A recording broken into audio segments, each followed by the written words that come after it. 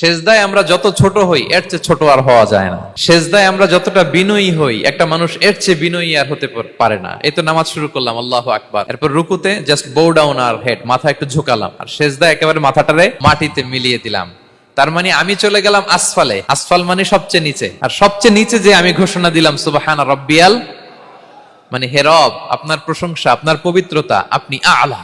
আল্লাহ, আমি আর নিজেকে এর চেয়ে তুচ্ছ করতে জানি না, এর চেয়ে ছোট আর করতে পারি না। আমি আমার নিজেকে উজাড় করে দিলাম, সবচেয়ে ছোট, তুচ্ছ, নগণ্য করে আপনার সামনে উপস্থাপন করে আমি ঘোষণা দিচ্ছি সুবহানা রাব্বিয়াল আলা। পবিত্রতা সেই রবের যিনি আলা, সর্বোচ্চে। সুবহানাল্লাহ পড়ে। তাহলে সিগনিফিকেন্সটা বুঝতে পারছেন কেন বিষ্ণু ইসলাম এটা পড়তেন সুবহানা রাব্বিয়াল আলা? কারণ আমি থাকি সবচেয়ে আসফালে, নিচে, আর তখন আমি ঘোষণা দেই glory be to Allah the most high, the most high, the most high, আলা। আল্লাহ, আমি একেবারে নিচে, কিন্তু তুমি হচ্ছে আলা।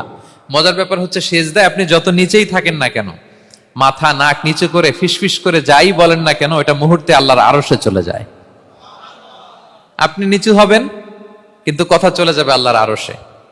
এজন্য বিষ্ণু ইসলাম বলতেন মান তাওয়াদা তারাফা, যে নিচু হয় আল্লাহ তারে টেনে উপরে উঠায়। আপনি সেজদা দেওয়া মানে কি? নিচু হওয়া, ছোট হওয়া। তো বিষ্ণু ইসলাম বলেছেন বেশি বেশি সেজদা দাও, তাহলে আপনার মর্যাদা সম্মান বাড়াই দিবে কে?